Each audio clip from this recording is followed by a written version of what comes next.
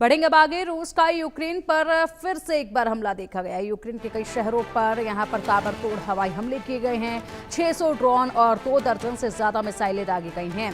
लिविव, Lutsk और चिनिविर्से जैसे शहरों को निशाना बनाया गया है। 26 साल की महिला और 43 साल के एक आदमी की मौत हुई है। इन हमलों में यूक्रेन और रूस के बीच पिछले 3 सालों से जारी युद्ध अब और ज्यादा भयावह होता जा रहा है। इस बीच शनिवार को रूस ने यूक्रेन के कई शहरों पर जोरदार हवाई हमले किए, जो जुलाई महीने का चौथा बड़ा हमला था। इस हमले के दौरान लगभग 600 ड्रोन और 2 दर्जन से ज्यादा मिसाइलें दागी गई हैं। मीडिया रिपोर्ट के अनुसार इस बार रूस ने खास तौर पर यहाँ पर 3 शहरों को निशाना बनाया है, जिन्हें अब तक यहाँ जिस तरीके से सुरक्षित माना जाता था वो भी यहाँ इस सुरक्षा चक्र से बाहर हो चुके हैं। जिस तरीके से इन पर अटैक किया गया है, ये वो शहर हैं जो कि काफ़ी सुरक्षित माने गए, लेकिन अफसोस की बात ये कि अब इन पर भी अटैक हुआ है। 40 किलोमीटर के एरिए में ही एक दूसरे से सटे हुए हैं। वहाँ एक 26 साल की महिला और एक 43 साल के आदमी की मौत हुई है।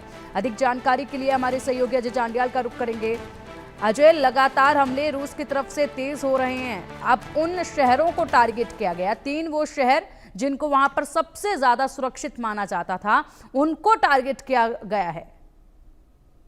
देखिए, बिल्कुल अगर आप देखें हर्षा, जिस तरीके से लगातार 3 साल से ये युद्ध चल रहा है, इस युद्ध के बीच कई बार इस चीज को प्रतीत किया गया कि शायद अब जो है वो जंग खत्म होगी, सीजफायर की घोषणा होगी, मगर जिस तरीके से लगातार जो है ये सिलसिला बढ़ रहा है वो अपने आप में बताता है कि ये सिलसिला रुकेगा नहीं। और कल कल की अगर बात करें, जिस तरीके से यूक्रेन ने यूक्रेन पर जो है वो 600 से ज्यादा ड्रोन और दर्जनों आपको बता दूं कि मिसाइल के साथ और फाइटर जेट्स के साथ जो हमला किया गया है, उसके बाद की तस्वीर अपने आप में बताती है कि ये युद्ध रुकने के आसार अभी भी बेहद कम है। इसके पीछे की वजह शायद यही है कि अमेरिका जो है एक बार फिर से यूक्रेन को हथियारों की सप्लाई देने जा रहा है, मगर जिस तरीके से ये हो रहा है वो आपको बताऊं कि काफी परेशानी भरा जो है वो लग रहा है, क्योंकि ये सिलसिला अगर रुका नहीं तो ये जंग जो है वो काफी खराब हालत जो है वो बना सकती है।